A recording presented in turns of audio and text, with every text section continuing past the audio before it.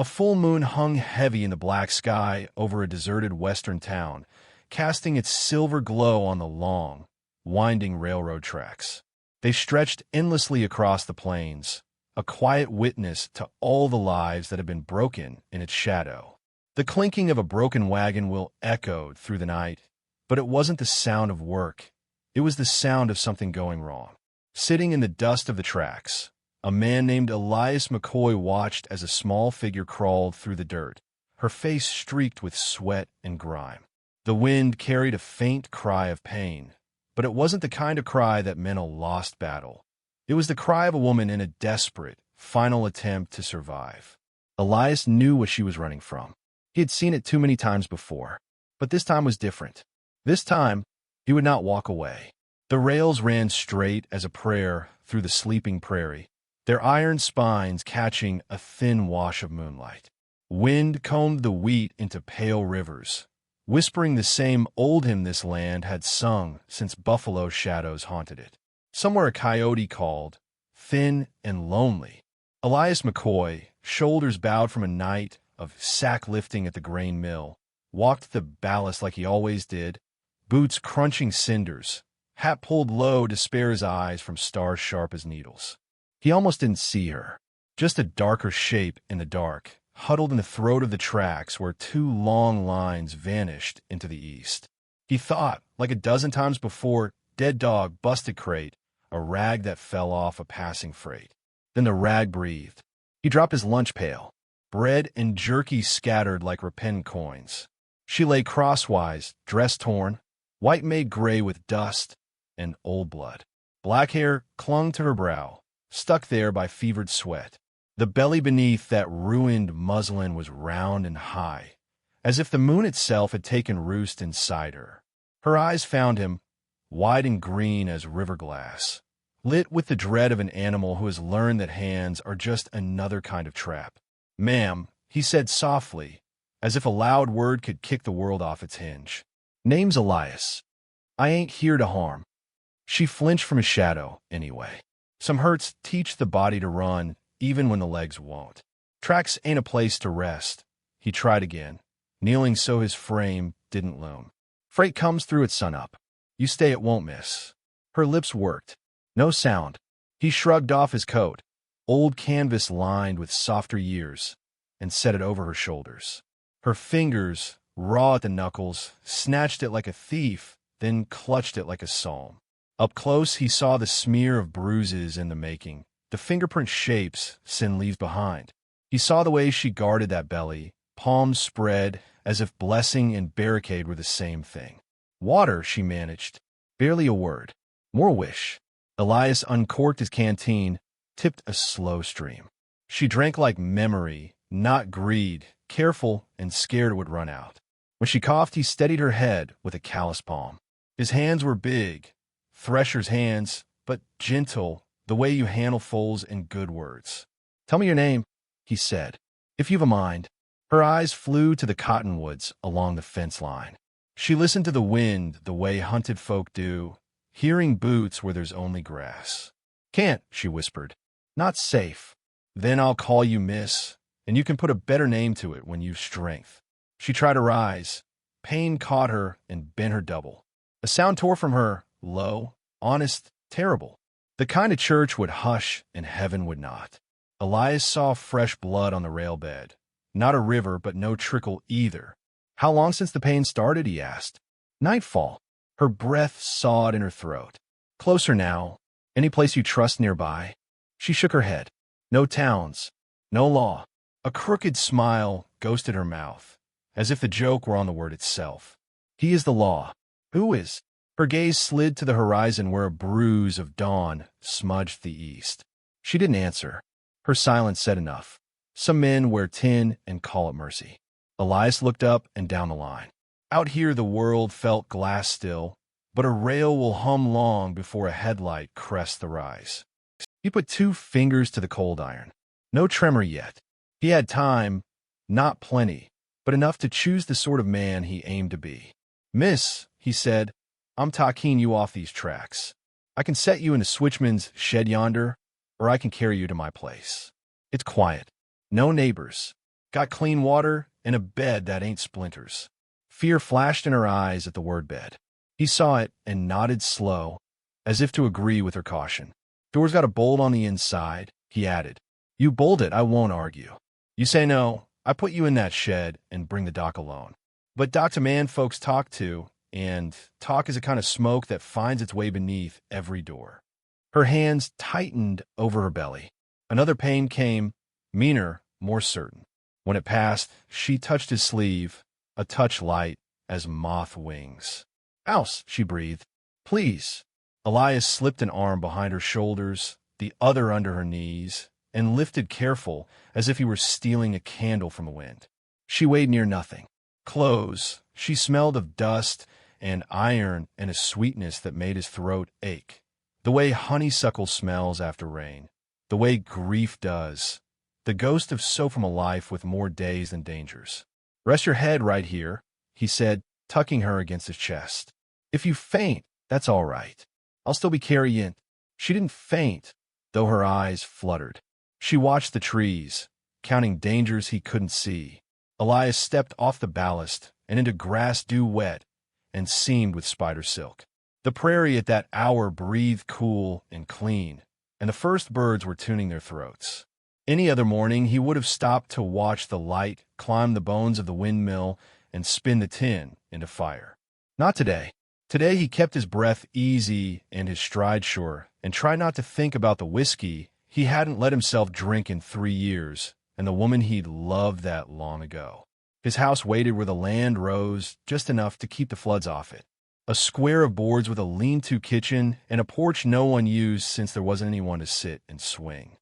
He kicked the door with his heel. The latch surrendered. He carried her to the back room. The good room, though good, is only what you make of it, and set her on the bed. Door bolt's there, he said, pointing. You throw it if you like. I'll be in the kitchen, noisy and harmless. She watched him a long beat. Then, with a courage he respected, she left it unbolted. Elias built a quick fire, set water to boil, laid out cloths in neat stacks like white flags. He washed his hands until the cold bit bone and scrubbed the black from under his nails.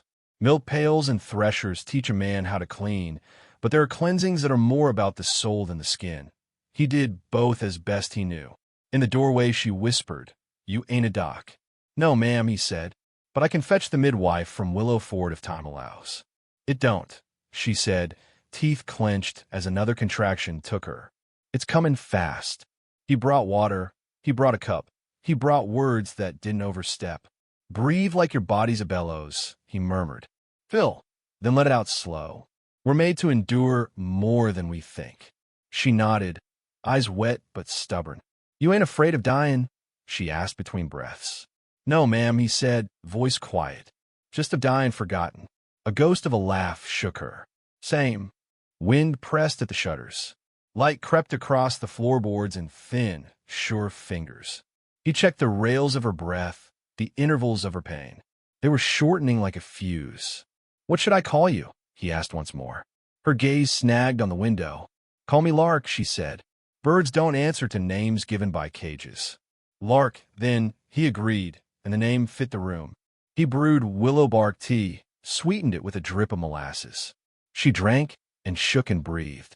He set clean sheets beneath her, spread a quilt over, tucked the edges like he remembered women in gentler kitchens doing, their hands flying like benedictions. Old hurts moved in his chest, careful and familiar. A distant tremor tickled the air, faint at first, then more certain. Elias stilled, listening. The rails would be singing now, eldest hymn of this new country. Iron eating miles, miles eating men. Freight, not close yet, but coming. Lark, he said, I need 15 minutes of the good Lord's favor. You'll get 10, she said with a stubborn smile, then winced. Maybe 8. It'll do. He laid his grandfather's revolver on the washstand, not for threat, but for promise. Men who hurt women tended to step like they owned the ground. If such stepping came, he would teach the ground to buck. Was it law put fear in you? He asked, not looking at her, not making the answer heavier than it already was. Law with a face, she said. Law with a hunger. Sheriff Bennett. She swallowed and closed her eyes. My pa signed me to him the way a rancher signs a deed. Ink and lies and whiskey. Said it'd clear the slate. A tear slipped, anger bright as the bead. Slates don't clear. They just get thicker with chalk. Does the sheriff know about the child? Her jaw worked. He knows everything he paid for. Thought he did. That was answer enough for a man who could read fence posts and human nature. Elias felt an old heat climb his spine, the kind that used to point him toward trouble when he was younger, and trouble wore a red sash and called itself freedom. Can you stand? He asked. If the train comes before the babe, I'll take you to the root cellar. Cool, tight, and stone-walled. After, we'll finish what the Lord started. We finish now, Lark hissed, knuckles whitening. Ain't no Sheriff Taquine this moment for me. The pain rolled through her like thunder over Mesa. She wrote it with a sound that emptied the room of everything but truth. Elias set his palm to her shoulder, steady, then moved to where work would matter. The world narrowed to breath and timing, to the small, wet crown the body knows how to welcome, even when the mind is fear's prisoner. Hoofbeats broke the morning. Just 2 at first, then 3, then more, spreading out like oil and water. Elias didn't glance toward the yard. He could hear them fanning around the house, the creak of leather, the easy contempt of men who have never been told no. A voice rang out, thick with confidence, smooth with courthouse varnish. McCoy, it called. You got company, friend. Lark's eyes went wide and glass-bright.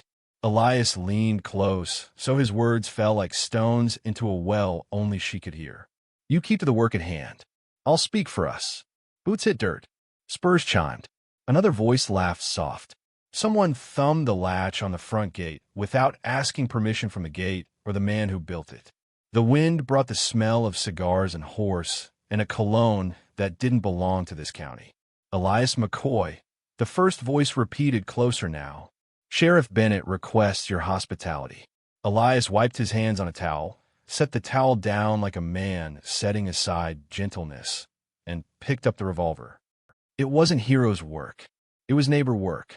It was man work, the old kind that separates wolves from shepherds.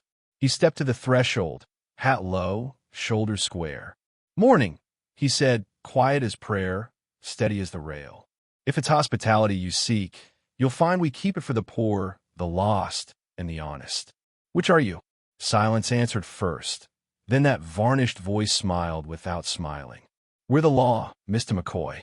We're whatever we need to be. From the bedroom came Lark's breath, fast, fierce, wild with making. The rails began to hum, distant but certain, a steel psalm swelling toward its refrain. Sunlight leapt the sill and put a blade of gold across the floor. Elias planted his boots where shadow met light and let the old country rise in him, the one that says a life ain't a ledger and a woman ain't a deed. Then reckon with this, he said, cocking the hammer, iron speaking plain. Under my roof, the only law is mercy. And mercy's got teeth. Outside, saddles shifted. Inside, the next contraction gathered like storm. Between hoofbeat and heartbeat, prayer and pistol, birth and iron, the house held its breath. And the West, as it so often does, waited to see what kind of men stood inside its doors. They came into the yard like men who paid for daylight, hats tilted, horses lathered from hard run. Sheriff Bennett Road Center, silver conchos winking, badge bright as a promise that never gets kept. He was handsome the way a knife can be. Clean lines, keen edge, nothing soft in him but the voice. Mr. McCoy, he called, reining near the porch. You've a lady inside belongs elsewhere. Elias didn't step out far enough to give angles. He let the door jamb be a friend and kept the revolver low, honest, visible. Beyond Bennett, 6 men spread wide, the way floodwater tests a levee. One held a lariat. One had a sawed-off tuck casual as a lullaby. Somewhere behind them the rails breathed louder, a far-off engine taking long, iron breaths. Folks ain't freight, Elias said. They don't belong the way cattle do. Bennett smiled easy. We can disagree on philosophy after she's returned. She's in a delicate condition. Her guardian's worried. He slid a folded paper from his breast pocket, shook it once like a preacher waving a tract. Authority from Judge Halcombe. Writ of custody. Judges sell words the way peddlers sell cures, Elias murmured. Some heal, most poison. A soft sound pulled him half a step back, the kind of broken whimper that isn't fear but work. In the bedroom, Lark rode another wave, face turned to the wall, breath ragged and brave. He glanced once, quick and quiet. She met his eyes. He nodded, a promise passed along like a coin. Hold fast. Bennett's gaze tracked that glance and hardened. The smile stayed, but something behind it shut like a bank vault. Let's not be unneighborly, he said, easing a glove finger by finger. Bring her out, McCoy. I'll pay for the midwife and a clean room at the hotel. We're civilized men. Elias tasted dust. He tasted a different morning years back when a badge on another man's vest had meant the same hunger. He hadn't been Elias that time. He'd been Red McCoy then, quicker than drunk lightning, riding with the Paiute River outfit. They'd called it justice, taking back from rail barons and mine bosses what the town believed was stolen. It had felt like church until the first widow, until the first boy staring at a father who wouldn't stand up again. That boy still lived in Elias's chest, small and stubborn, making sure the gun came out last. Sybil's a word folks hide behind when they mean quiet, Sheriff, he said. I ain't quiet when a girl's being traded like a deed. Bennett's right-hand man, lean, freckled, a mean little goatee like a quill pen, spit tobacco in a neat arc. He's preaching now. Let him finish, Bennett said, voice smooth as varnish overwrought. He looked back at Elias. You can't carry the weight of every sin in this county, son. You'll break. Already broke, Elias said softly. Broke and mended. There's a difference. He lifted his chin toward the yard. This is mended ground. I keep it that way. Wind came up, teasing grit across the porch. The engine's hum thickened, closer climbing. In the bedroom, Lark's hands clawed sheets. The veins at her wrists cutting blue lines the body reads like scripture. Elias knelt at the doorway long enough to re-wet a cloth, lay it across her brow. You hold to the breath, he whispered. Let pain pass through and not take root. She swallowed. He'll kill you. Maybe, Elias said, dry as a hymnal. But he ain't talking you. She gripped his forearm, strong in her ruin. You ain't afraid of God? I fear him fine, Elias said. I ain't afraid of Bennett. She almost smiled, a brave, foolish curve. Another contraction took it from her. Back in the hall, memory waited where a man always leaves it, at the hinge of a choice. Elias saw the outfit campfire, sparks like towns galloping into sky. He saw Tomas sliding from saddle with a surprise sound when a guard's bullet found his throat, saw the rail car with its padlock and the starving Chinese workers inside, arms like sticks stuck through the slats. He'd pried that lock with a bar, hands bleeding, and men had spilled out weeping. Some debts don't tally in dollars. He stepped onto the porch. Sheriff, he called. Listen close. There's a birth happening. Let finish, and I'll open my hands to fair talk. You step one boot past that gate before, and I will unload every chamber I got, and then I'll use the butt for the rest. Bennett's smile thinned. He eased his horse 2 paces nearer, badge winking like a dare. You live a long time on luck, McCoy. I've read about you. He tapped the writ against his thigh. Red McCoy, Paiute River, 12 robberies, 3 dead, for wounded, and a pardon no one quite understood. Pardons are just God's jokes told in courthouses, Elias said. One of yours. Bennett's eyes cooled. One of mine. On condition your naps stay quiet and your conscience sleeps until called. He tilted his head, as if listening to a music only he could hear. I'm calling now. For a heartbeat, Elias saw it. Himself stepping off the porch, holster empty, making the trade he'd made before. Peace for obedience. He felt the shape of that surrender and recognized its stink.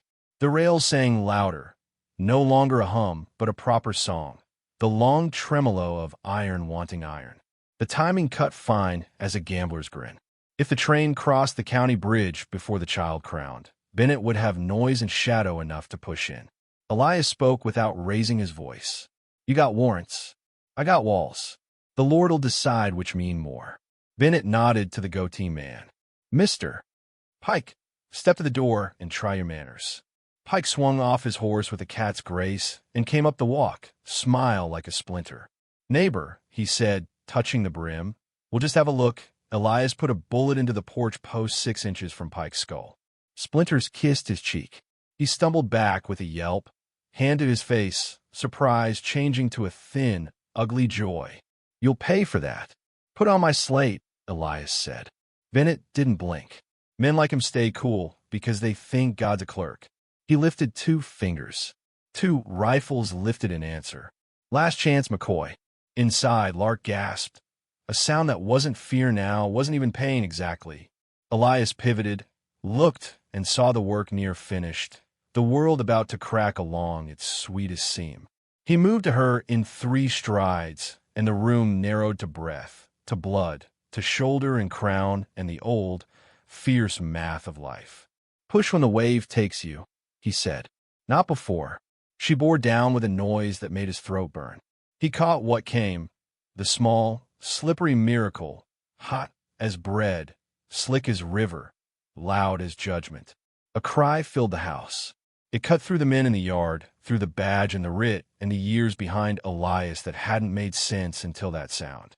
He laughed, sharp, unbelieving, because the child was here and furious and alive. "Girl," he said, wonder clumsy in his mouth. "A sky-bright girl." Lark sobbed once, then reached, and he set the child on her chest. The newborn found heat and heart like a pilgrim finds holy water. Little hands flexed, too soft for this hard world and exactly fit for it. Boots hit the porch boards. Bennett's voice, closer, less patient. "I'm done indulging poetry."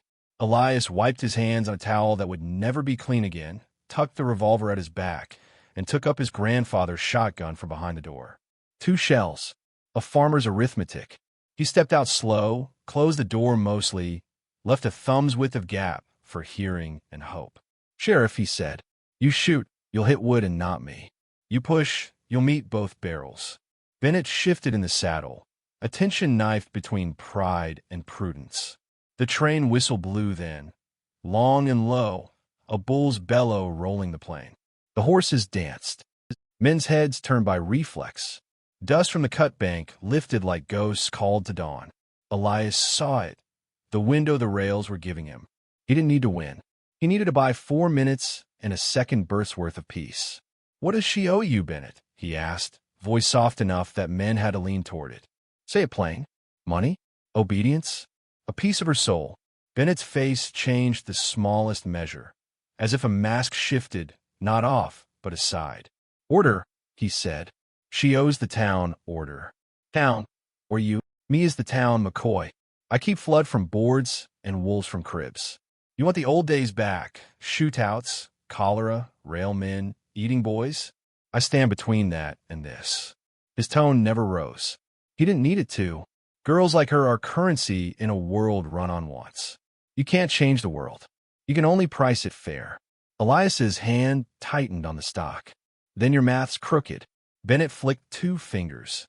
Pike and another man moved to flank, boots whispering through buffalo grass. Elias took 1 pace into the yard, left shoulder presenting, making them angle wider for a clean bead. The whistle howled again, nearer, iron storm nearly on them. "You ain't afraid of dying?" Bennett asked, almost curious. "No, sir," Elias said, "just of living and calling it dying." Something like respect creased Bennett's mouth. "Fire," he said gently. Pike raised his rifle. Elias didn't aim at men. He aimed at what men rely on. He blew the water barrel to staves. It came apart in a wet explosion, hoops spinning, a sheet of cold wave slapping horses' legs. 2 mounts reared. 1 rider fell. The other clung with a yelp. Bennett's hat sailed. Dust became mud in a heartbeat. Swearing thickened the yard. "Reload," Pike yelled. The shotgun broke open in Elias's hands, the spent shells that smell like hell's incense flipping bright to the porch. He thumbed 2 fresh brass into the smoking maw with a calm he felt only in storms. The train hammered the crossing a quarter-mile south. Boards rattled in its wake. A covey of quail exploded from sage like buckshot. Bennett's jaw flexed. He lifted his pistol. Before he could draw a bead, the bedroom door creaked wider and Lark's voice, thin but flint, cut the morning. "Sheriff Bennett." The men turned without meaning to. She stood in the shadow, hair slicked to her temples, a quilt hiked high one-handed. In the crook of her other arm, the child, red and wailing, fist the size of a pecan, knuckle-punching air. "You want me," she said, breath hitching. "You'll shoot through her." The yard went stone still. Even the train seemed to slide past more softly, honoring a church it could not see. Bennett's pistol lowered a hair. Something old and maybe human blinked in his eyes, quick as a lizard in sun. He hit it fast. "Don't dress it as sacrifice," he said. "I'll take you both and call it charity." Lark smiled then, small, savage. "You don't know my name," she said, "and you don't know what papers you ain't seen." Her gaze found Elias. In it he read the other thing he'd been waiting on since the tracks. Choice. Not his. Hers. "Tell him," Elias said, voice like a door set gently to. "My father signed me," she said, "but he didn't own me to sell. He forged my age. He forged the bonds. I got the midwife from Canyon Ridge who wrote the truth. I got the circuit preacher's ledger with the date. I got Miss Pearl from the Red Lantern, who'll swear you took girls younger than me and paid in county scrip." She shifted the baby. The child snuffled, fierce and fine. "I got women with scars and names." Pike snorted. "Women lie. Men write the minutes," Lark said. "Women remember the years." The train roared proper, now, a brass face and a black heart, and threw its long shadow across the yard as it passed. Smoke dragged like a veil. In that breath, the world was soot and thunder and choice. Elias stepped into the smoke, used it to move left, used it to become where he wasn't. When it thinned, he was not where Pike's rifle had expected, and his second barrel talked sense into the hitch rail, splinters and iron nails shrieking into horseflesh and shins. Chaos went up like a flock of blackbirds stabbed at once. Men cussed, stumbled, fell. Bennett didn't. He sat his saddle like a rock in a river. He holstered with economy and raised both palms, as if quieting a church. "Enough," he said, and power lived in that word. His eyes never left Lark.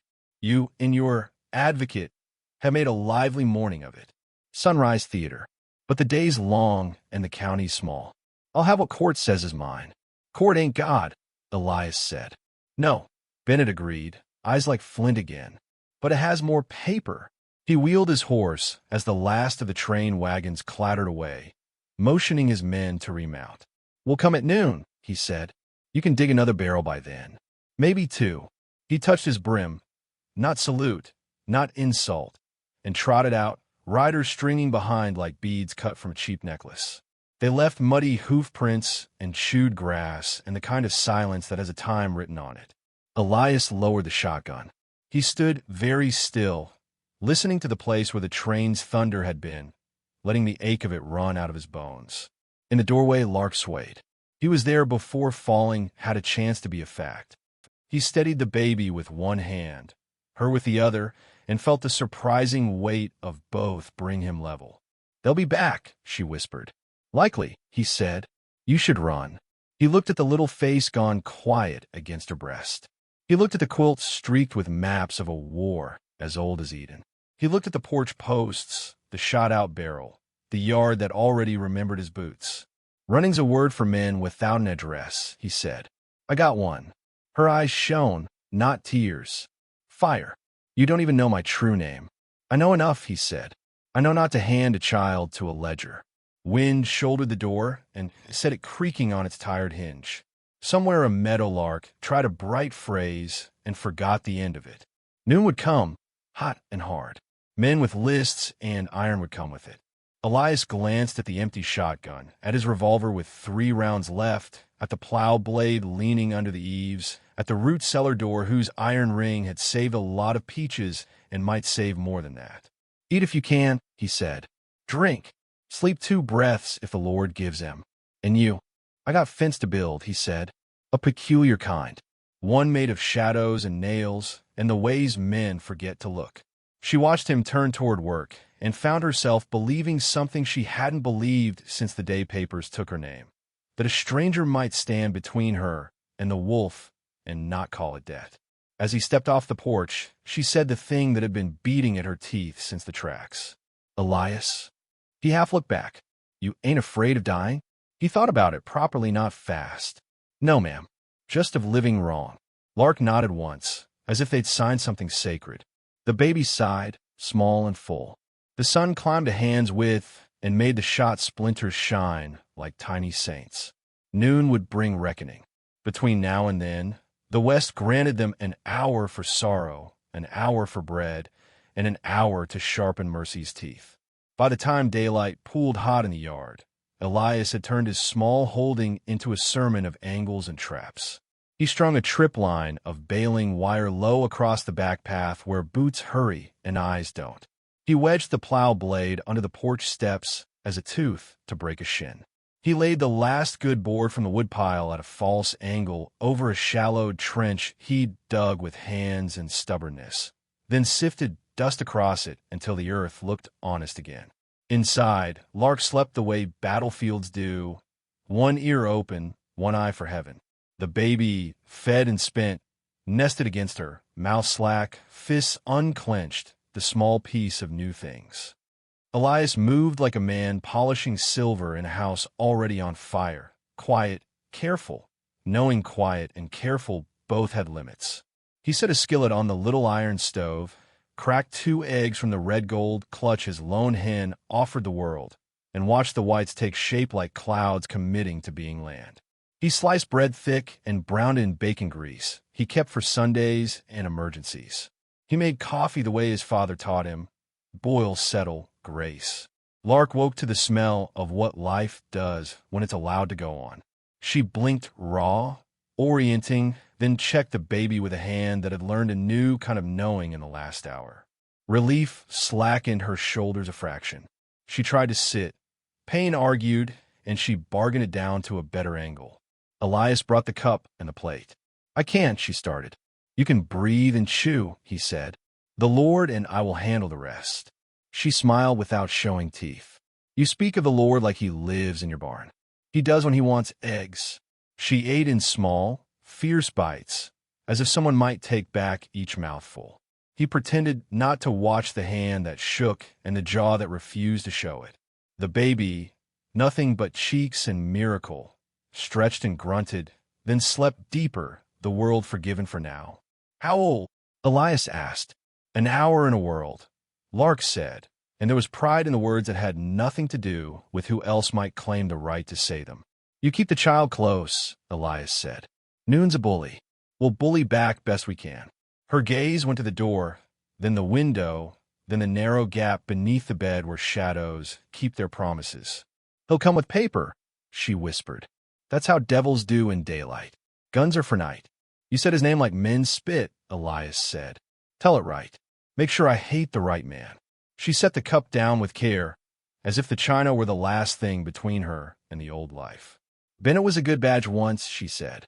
"Or he wore good like a coat, sat straight, spoke calm, kept the worst men nervous. Then the rails came, then the cattle money, then the mine up in Dry Willow. All that iron and beef or needs order, they said. He gave it to him. He took what a sheriff must, a taste of every fight he stops, and kept talking until the taste became the meal." Her eyes went to the baby, then back.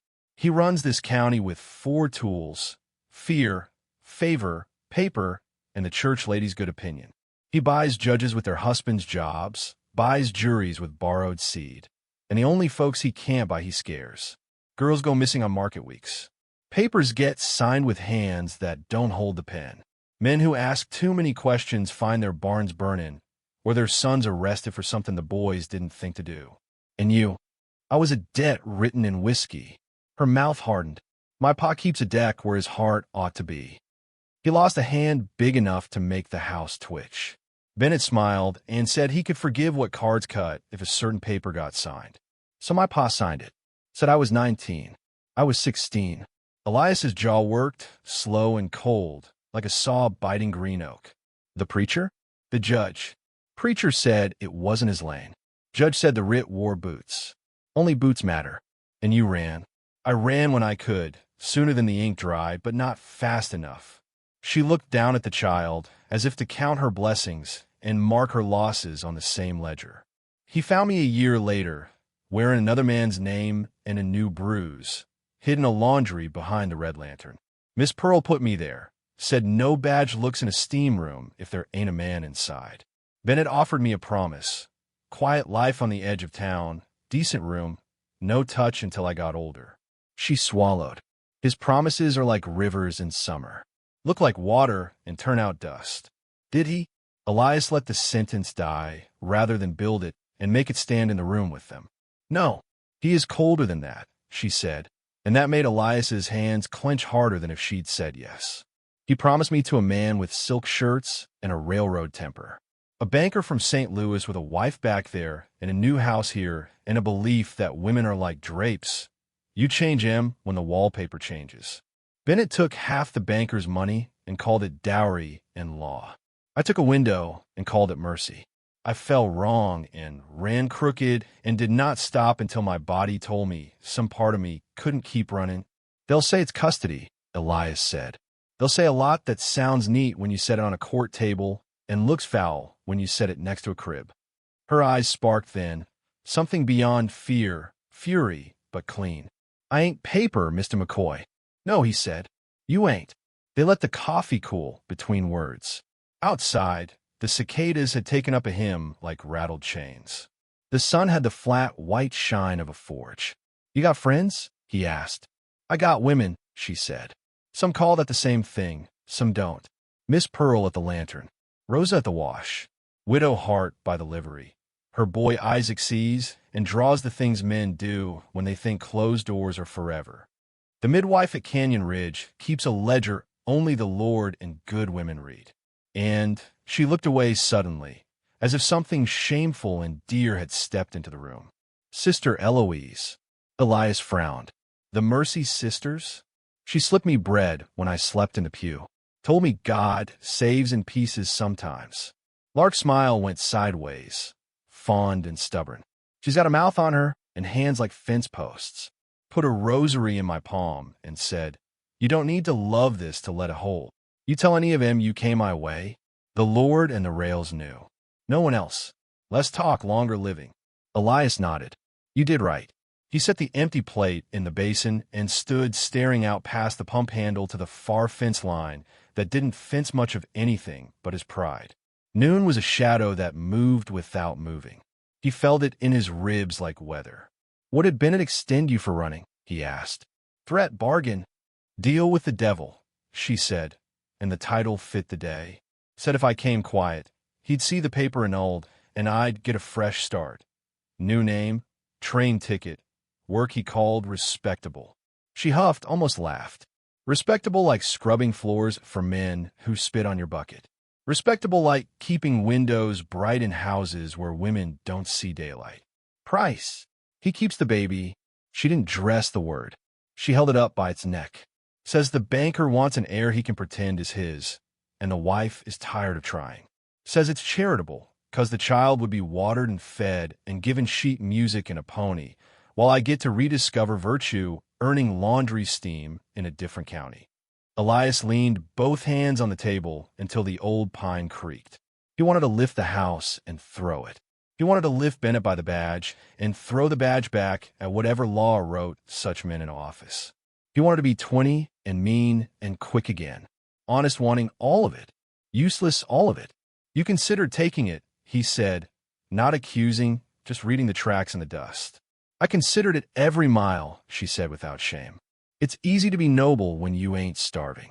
It's easy to keep a child when no one's holding a judge's pen over your cradle. Then she came. Her hand slid over the baby's crown, a touch like prayer. And the world went to one thing. No devil names my child. Silence took a chair with them. It wasn't empty. It held a presence as sure as any person, a third truth in the room. Elias broke it with work. He carried a crate to the bedroom and tipped out its folded quilts. Beneath, compartments, old smuggler tricks from an old smuggler life. He took out a tin, pried its lid, and poured the contents into his palm.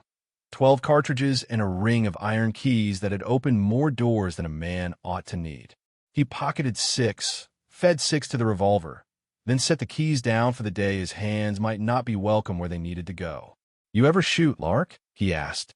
"A hare once. Missed it on purpose." He nodded. "There's a way to hold fear, so it points where you need it. Not out," he said, gesturing yardward, "but through." He placed the revolver on the washstand and showed her the weight, the grip, the notch. "If you must," he said simply, "you aim for the place just below the ribs." Men brag about their hearts, but they don't protect their breath. "I ain't keen on killing," she murmured, tracing the sight with a finger she hadn't meant to. "Me neither," he said. "I'm keen on living. Sometimes the road between runs through a man's bad day." He stepped to the root cellar hatch and tested the iron ring with a tug. "When they come, you take the baby below if I say the word river. You bar it with the 2x4 and don't open for any sound that loves you. Not my voice. Not Sister Eloise singing psalms. You wait for the signal." "What signal?" He smiled a little. "The quiet that happens after loud men remember their mamas." She almost laughed, quick and shocked. "You got away with sayings." "I got a cellar full of 'em," he said, then sobered. "There's another way, and you can cut for it if your gut says so. The wash behind widow hearts. Isaac'll run like a cottontail if you tell him to fetch Sister Eloise. The sister'll come with a wagon and a Bible and a mouth men ain't learned to shut. Bennett won't brutalize a nun in daylight, not with the church ladies watching." "You think Sister would walk in a gun smoke?" "She ain't got quit in her," Elias said, "and she's tired of burying girls." Lark's eyes softened at that name, like a door opening on a room she'd kept locked. "Then that's plan 2. Elias heard it first, hooves at a distance. Not a storm of 'em this time.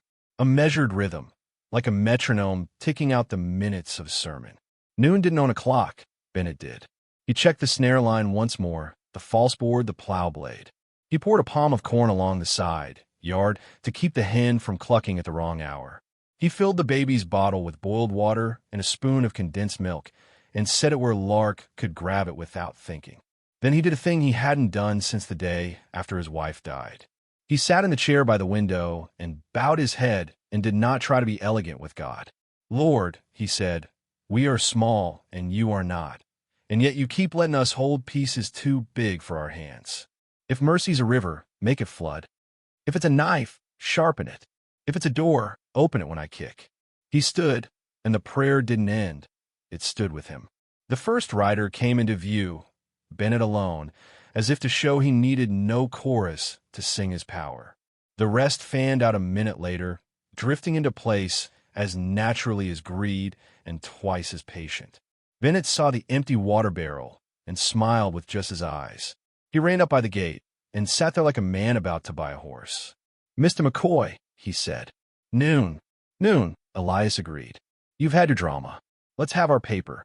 Bennett held up a packet thick as a sandwich, blue ribbon like a vein. "Judge's writ, guardian's affidavit, an injunction against your obstruction, and an order for immediate transfer of the infant to county care." He cocked his head at the half-closed door as if tipping his hat to the woman beyond it. "We'll let Mama ride along in comfort." "You let a lot of things," Elias said calmly. "Not this." Bennett blew out a breath, a man tolerating fool weather. "You don't have standing, McCoy. You don't have kinship, claim, or court. All you have is a story and a shotgun." "Stories build rope," Elias said. "Shotguns cut it." Bennett's eyes cooled to slate. "Enough. Bring Pike." Pike came up the path slower than last time, cheek a map of splinters and pride. He kept his rifle down, maybe smart, maybe because he respected barrels more than paper. "Give me the child, McCoy," Bennett said, and now his voice held iron.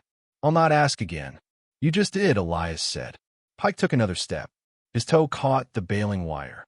He pitched forward with a curse, arms windmilling, rifle clattering. Instinct snapped him upright and sent his boot onto the false board, which split its lie and dropped him shin-deep into the trench. His kneecap met the plow blade's hidden grin. He yowled, a long, high sound that made even Bennett's horse flick an ear. It should have started the shooting. Strangely, it started a hush. Men looked at the wire, looked at the trench, looked at Elias, as if seeing a man who has put thought where most put temper. Bennett's jaw tightened. "Cute," he said. "Cheap." Elias corrected. Cute is for court. You want court. Bennett's tone shifted, oil over water catching light. Here it is. He unrolled another sheet and read. Not to Elias, but to the house, to the window cracked an inch, to the woman beyond. Be it known, the county finds one infant female at hazard due to maternal instability and paternal absence, and orders the child placed where provision is ample and reputation secure. He looked up saintly. I'm offering the child the life you can't. Lark's voice came through the door, stronger now, dangerous because it carried hope.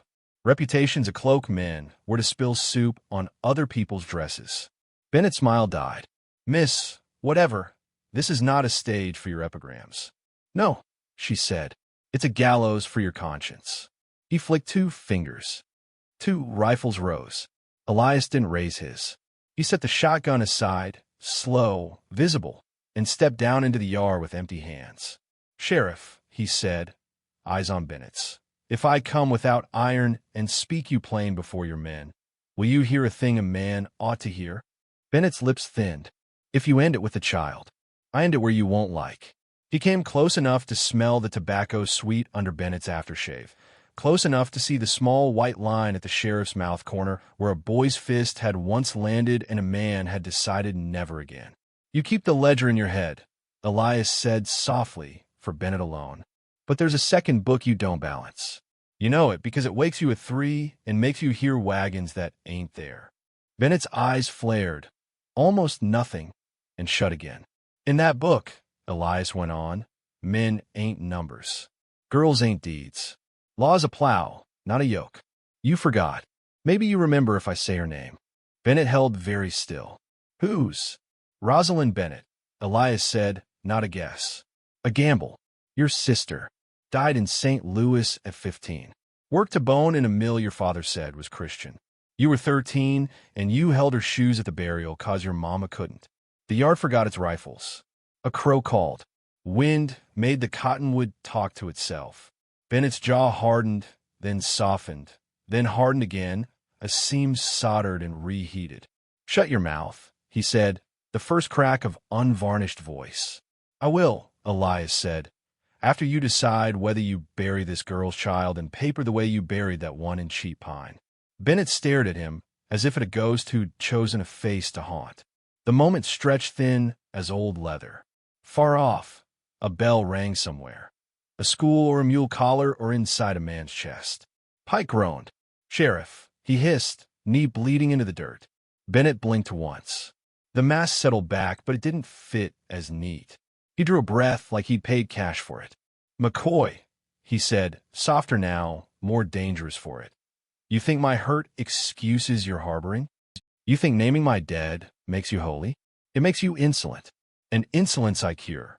He turned his horse a half step and spoke to his men without looking away from Elias. We take the child. We do not fire unless fired upon. And Mr. McCoy here, the corner of his mouth twitched, not quite a smile. We arrest for interfering with a lawful order.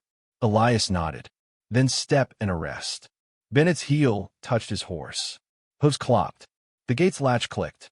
The yard inhaled. River, Elias said, and Lark vanished with the baby through the root hatched like a prayer, diving into water. The men surged. The chicken, misreading the hour, exploded under a deputy's boot and sent him sprawling. The trip line caught another. The false board claimed a third. Elias didn't fire. He used his shoulder like a battering ram and sent a fourth into the broken water barrel hoops. He reached for Bennett's bridle to turn the horse. The animal bit his sleeve and dragged him 2 steps before he let go. Then somebody's nerves snapped and a rifle cracked the world in half. The bullet shaved a curl from the porch post and sang past Elias's ear like a hymn in a language no one should learn. Elias dove for the shotgun, rolled, braced, and fired into dirt at the feet of the closest men. Soil jumped like buckshot. Shins met pellets. Cussing rose like a storm choir. Pike, white around the mouth, brought his rifle up left-handed. The barrel hunted for Lark's door. Elias took the sight and threw the revolver's first shot into the rifle's fore-end. Wood burst. Pike yelped. Second shot. He put into the gate hinge, so the whole damn thing fell inward like a drunk. Men stumbled over it. A horse jumped and landed with a snapped rail between its legs and an offended scream that broke discipline better than sermons. Third shot, he saved. Enough, Bennett barked, and the odd thing was, some of them listened. Even wolves know a bigger wolf. The guns dropped a finger. The breath in the yard changed, still angry, but less sure it was righteous. From below the floor came the smallest cry, a new soul complaining that the world had turned violent and drafty. Elias's chest seized. Bennett's head tilted. For an instant a look crossed his face that Elias could not read. Longing, maybe math, certainly. "Give me the infant, McCoy," he said, and it wasn't a bellow. It was a plea a man would paint as command. Elias lifted the revolver.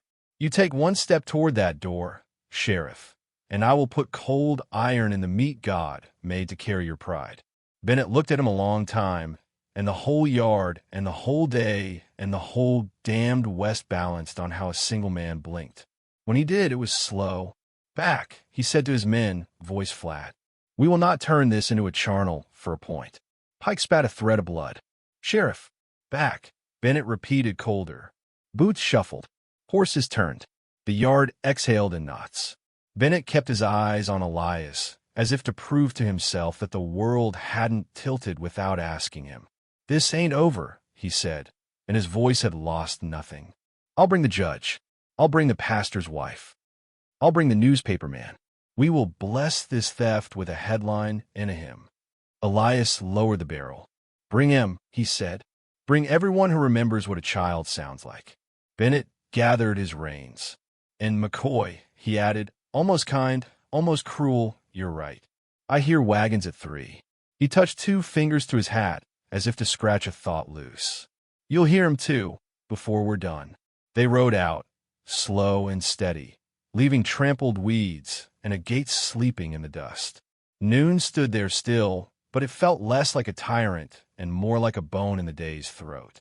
Elias sagged against the porch post and slid down until he was sitting, hands open on his knees. He let the shakes have him for 3 breaths. Then he swallowed them down like bad medicine and stood up to go to the hatch. He lifted it. Lark's eyes shone in the cool earth light. The baby made a fist, the smallest thunderhead. "Deal with the devil?" she asked, voice Ryan wrecked. "Devil blinked," Elias said. "He'll bring paper next time." "Then we bring people," she said. "Pearl, Rosa, Widow Hart, Isaac, Sister Eloise, and a midwife Ledger," Elias said. "And God," she added. He nodded. "Him too." The wind leaned into the cottonwood and set the leaves to clatter like coins in a thief's pocket. Out beyond the far fence a dust tail rose. Maybe cattle, maybe judgment. The west stretched on, indifferent and merciful as sky. "Rest now," Elias said. "We'll rouse the town before sundown." "You ain't afraid?" Lark asked softly. "Only of forgetting why," he said. She smiled, a small thing, bright as a match in a mine. The baby sighed, as if approving the plan. Elias stood at the door, gaze on the road. Somewhere in the distance a church bell rang noon again, late, wrong, human. He took its measure and decided that even bells can be taught. They took the road slow, wagon wheels whispering like secrets. The baby asleep in the curve of Lark's arm beneath a shawl Sister Eloise had knitted when winter was a rumor. Elias rode alongside, hat brim low, the revolver a cooled thought on his hip. Heat shimmered off the flats, turning fence posts to ghosts until you came close. Above, hawks wrote circles around a prayer they never finished. "Keep her covered," Sister Eloise said, not looking at Lark but at the world ahead, as if daring it to argue. The nun had a face like plowed ground, furrows deep, promise beneath. A rosary swung at her waist, beads clicking time, not piety. "No sense giving wolves a scent before we climb the hill." "Wolves already scented," Miss Pearl said from the seat behind, lifting her parasol like a flag she'd learned to use as a sword. She wore scarlet and Sunday black and a hat full of wilting feathers, as if daring the town to call her by her work rather than her name. "We give 'em witnesses instead." Widow Hart drove, reins steady in hands that had washed a husband, buried a son, and kept a livery from being eaten by the men who needed it most. Beside her sat Isaac, thin and electric, sketchbook clutched like a shield. His eyes kept the road and everything that breathed near it, scribbling without pencil. Already drawing the day, he was about to draw again. Rosa rode her mule at the wagon's flank, laundry arms strong, a kerchief tied tight at the nape. She had a voice like a river when she was angry and like church bells when she was not. Today it was both. "Think Bennett will try to stop us before Main Street?" she asked Elias. "He'll try to shape us," Elias said. "Same trick?" "Paper," with a smile. "We brought heavier paper," Sister Eloise said, tapping the crate at her feet that held the midwife's ledger, a stack of affidavits in Pearl's neat hand, school slates with Isaac's sketches sealed under wax, faces of men in hallways where girls were not supposed to be, a badge at a door where a girl's cry was not supposed to sound. "And we brought tongues that won't tangle for his benefit." They crested the ridge and saw Paloma Flats unroll below. A straight street, a false front or six, the church squat and stubborn, the courthouse taller by a lie or two, the depot bleeding smoke into the noon that wouldn't end. Folks moved between shade and duty, slow, careful, as if the sun were sheriff. Children chased a hoop. A dog argued with a barrel. Elias's jaw made a small work of clenching. "Pikes on the roof of the mercantile," he said softly. "Two more by the courthouse steps." Bennett's horse hitched at the pump. "He's inside. Pastor's wife is already setting chairs," Widow Hart said, mouth flat. "He want a meeting dressed as civility." "Then we dress our truth," Miss Pearl said. "I brought my best." They rolled into town, not like a parade, not like a posse, but like a tide that had decided the beach was wrong. Heads turned. Some faces warmed.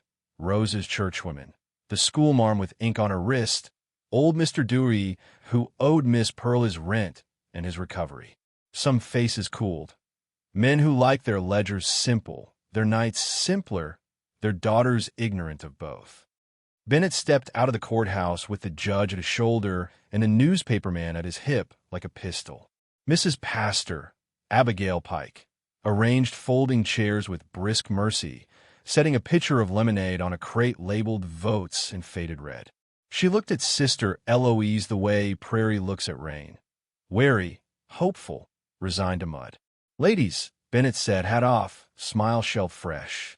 "Mr. McCoy." He made the name courteous and condescending at once. "I hoped you'd come sensible." "Hope's a good breakfast," Sister Eloise said. "We'll see what kind of supper you serve." The judge, Halcombe, a man of iron hair and the kind of mustache that hopes to borrow respect, cleared his throat. "Let's keep the tone tempered. We've law to settle."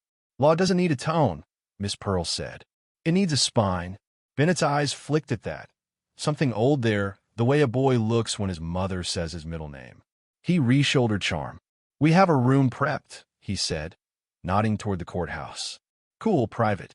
We can discuss the particulars and avoid a spectacle." "The spectacle is the point," Rosa said. "Men do their meanness behind doors. We all paint, should they?" Abigail Pike set the last chair and straightened, palms dusty. She looked at Lark, at the bundle under the shawl, and her mouth trembled in a way she did not allow to be seen. "Mrs." She faltered, then chose. "Mississippi. You need water?" "I need my child," Lark said, steady. "Then you sit here," Abigail said, moving her own chair to shade. "If any hymn gets sung in my husband's name, it won't drown you out." Bennett studied the arrangement and smiled, as if approving what he intended to undo. "Mr. Smythe," he said to the newspaper man, "you might want to note that this is a county-facilitated hearing of care, not a, what's the word, riot." Smythe lifted his pencil with the two fingers of a man who prefers them ink-stained rather than blistered. "I prefer inquiry to a hearing, Sheriff," he said, eyes quick, ambiguous. "And gathering to riot. Depends how you end it." "You'll find I end things properly," Bennett said. "That's the part we came to fix," Sister Eloise murmured. They set the meeting in the open, courthouse steps as dais, chairs in rows, the town half sitting, half standing, all listening with the kind of intent that wears grooves into a day. The baby slept through the first 10 minutes and woke at the first lie. Judge Halcombe read papers. They rustled like autumn and smelled like mildew. Words marched: guardianship, propriety, welfare, order. He made a little theater of his voice, a man showing off new boots. Bennett stood at ease a step behind, the badge bright, the shadow brighter. We recognize, Halcom intoned, that the infant female, currently unnamed, requires immediate placement in a home of means, where she may be fed, housed, and instructed in morality. Name's named, Lark said. Sky. She hadn't planned to say it, but there it was, the word dropping between them like a coin in a church box. The judge blinked. Men around him smirked, uncomfortable with the sincerity of a thing that did not ask their permission. Abigail Pike's hand tightened on her fan. Bennett shifted coral smooth into concern. Miss, he said, the syllable set like a trap. No one wishes you harm. This is order. You'll be provided for in a manner, in a laundry, Miss Pearl said, voice cutting sugar with steel. With steam enough to peel skin and wages enough to buy ribbon. Speak plain. Rosa stepped up with a bundle of papers tied in twine. Midwife ledger, she said, laying it on the courthouse step. A year of ages and births, and the men who came around after with cash and signatures. Her jaw worked. The men who didn't bring a cradle. Sister Eloise set her crate down, fingers square on the lid. Affidavits, she said. 6 girls who aged 2 years on paper the same week their chests had not. 3 who ran. 2 who did not. 1 who lies under a hill without a marker and without the word daughter on anyone's tongue. Isaac stepped forward as if the drawing itself moved him. He lifted wax-sealed slates with hands that thought faster than fear. These are places, he said, voice of boys and also a bells. Doors. Hallways. Faces. He held up one. Bennett's shape, unmistakable, in a church hall talking low with a banker whose mouth remembered appetites. Another. The judge's signature on a document with a date that contradicted the school ledger where Lark's true age lived in chalk. Bennett didn't flinch. He had a sea captain's gift for weather. Sketches, he said, almost kind. A boy's impressions. Sweet and dangerous. Sketches keep the truth from forgetting itself, Isaac said, and his mother put a hand on the back of his neck, proud and afraid in one gesture. Mrs. Pastor heard her own household hanging in the air like laundry and lifted her chin. Sheriff, she said, voice even, is it true you brokered arrangements for girls not yet of age? Bennett gave her the full grace of a gentleman untroubled. Mrs. Pike, I arranged custodial placements for unprotected young ladies in a town where wolves buy their whiskey by the case. I took a fee because I didn't own a store. I kept harm from worse harm. You want those girls in alleys. You put them in parlors, Pearl said. Difference is wallpaper. Enough, Halcom said, more rattled than he meant to show. We are not here to stain good names with gossip. We are here, Sister Eloise said, stepping onto the bottom step, rosary swinging like a clock about to strike, to decide whether a baby is a loaf you slice or a soul you let breathe. Rhetoric, the judge sneered. Gospel, the nun returned. Bennett's eyes flickered, measuring, choosing the precise inch where charm ends and force begins. Where is the father? He asked, softly enough that the words slid under skirts and shirts and found shame in old places. If we were deciding custody, where is the man who made the child? A harsh quiet fell. Lark's throat worked. Elias felt the urge to put his hand over the sound of her chest. She lifted her chin instead. Gone, she said. A boy the world would have turned into a man if it wasn't so busy counting men who already had too much. Murmurs stirred, some sympathetic, some thin like knives. There you have it, Halcom said, pouncing. A fatherless child. An unstable household. County obligation. County obligation, Sister Eloise echoed, is to the least safe person present. That baby, that mother. Not to the man with the heaviest paper. Bennett took a breath and let the mask slip a thread. And what will you feed them with, sister? Your beads. He nodded at Lark. And you, miss, whatever you call yourself today, you'll keep the child on a promise in a porch? While wolves who wear neckties knock. While men who wear badges knock, Elias said quietly. Eyes turned. He hadn't said much since they climbed the hill. He didn't like the sound of his own voice in rooms where judges tested alphabets. He stepped forward just enough to be three-quarters seen. You talk like the world's a barn on fire, and you're the man with the bucket, he said to Bennett. Problem is, you light the hay first. McCoy, Bennett said, almost affectionate, you're a fine conjurer of phrases. It won't change the mathematics. You keep using numbers like they don't have faces, Elias said. That's your sin. Bennett's jaw worked. For a moment, something human and hurt rose and broke like a wave on rock. You say her name again, he said, very low. I won't, Elias said. I don't need your ghost to beat you. I've got your living. Miss Pearl moved then, one stride. A small slip of paper pressed into Smythe, the newspaperman's palm. He read it, his eyebrows climbed. His pencil hesitated as if deciding between history and employment. What is it? Halcombe snapped. Smythe's tongue touched his front teeth, thoughtful. Affidavit from Mrs. Abigail Pike, he said, and the pastor's wife flushed a red that was not only shame. Regarding 3 girls aged on paper by her hand and presented as wards to benefactors whose purses were fat and whose wives were absent. It's signed and witnessed yesterday evening at Sister Eloise's kitchen table. Halcombe whirled to Abigail. Madam. She met his indignation like a woman who had washed his shirts and knew the stains that didn't meet the public eye. I keep minutes, she said, in the Ladies' Aid Society. We wrote our concern down for 2 years. No one read it. Perhaps now they will. A sound went through the crowd, low, dangerous, like a storm deciding which tree to take first. Rosa stepped closer to Lark. Widow Hart pushed her chair back as if preparing to interpose her whole spine between the baby and the world. Bennett recovered with a grace that would have served him well if it had dressed a better truth. You all think you found a villain, he said, voice handsome, even wounded. You will discover, as your watchdog here already knows, that I'm the only thing between you and men who don't bother with paper before they take. Then help us change the men, Sister Eloise said. Not the paper. I'm a sheriff, Bennett said. Not a prophet.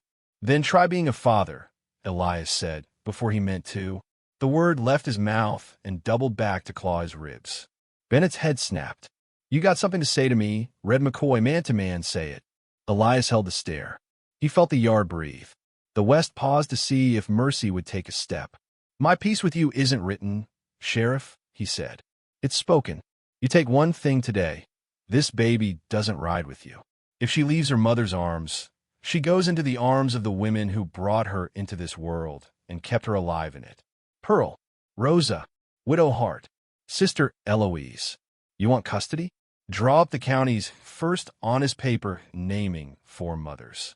The town inhaled the audacity and found it tasted like water. Halcombe laughed. Too high, too quick.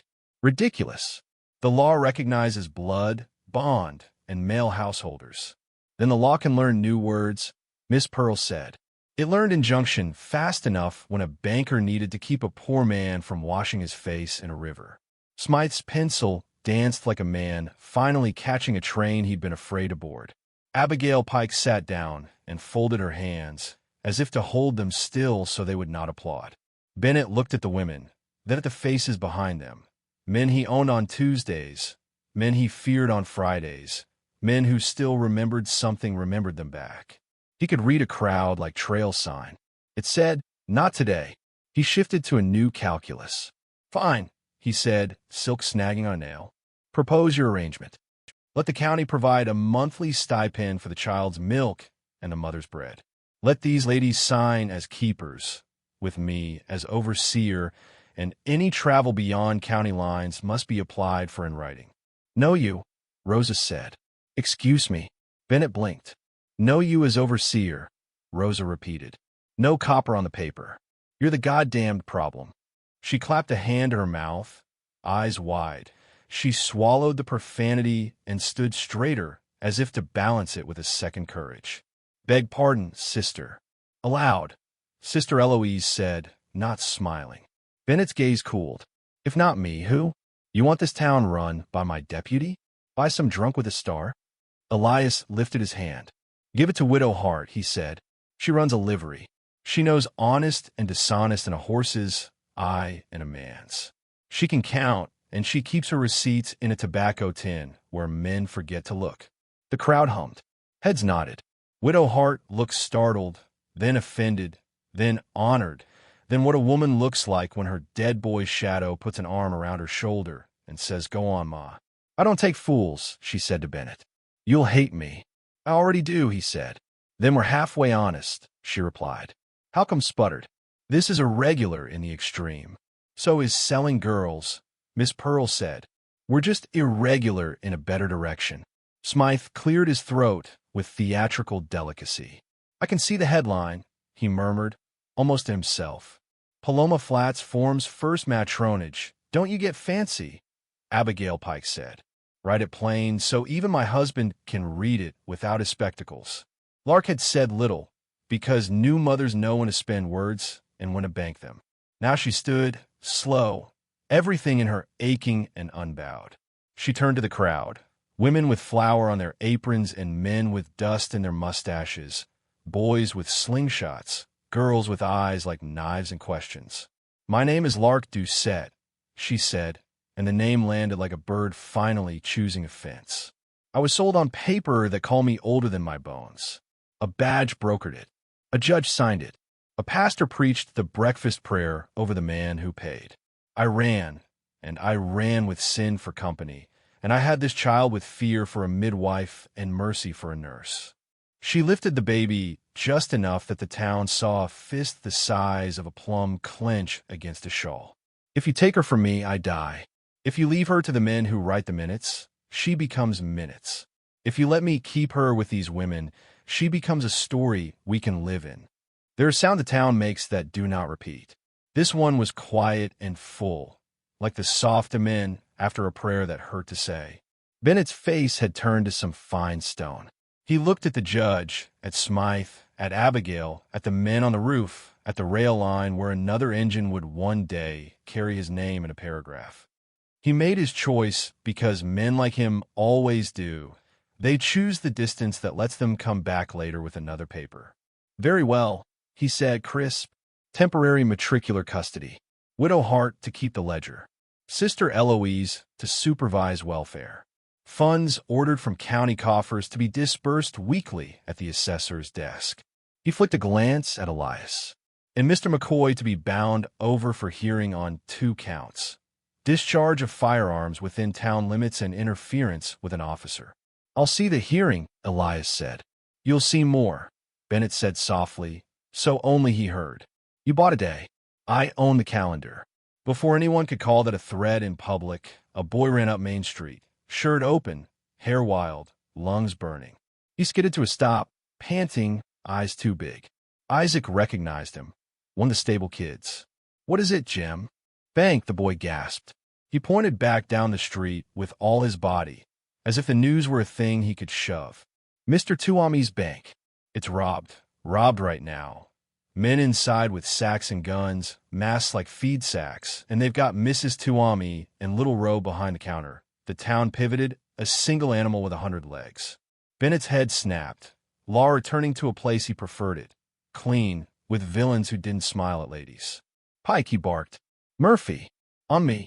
He strode for his horse, then hesitated, eyes slicing to Lark, to the baby, to Widow Hart already moving to lift the ledger crate. He threw a look at Elias that held 3 things: hatred, respect, and the understanding that fate had given them a knot they would both have to cut.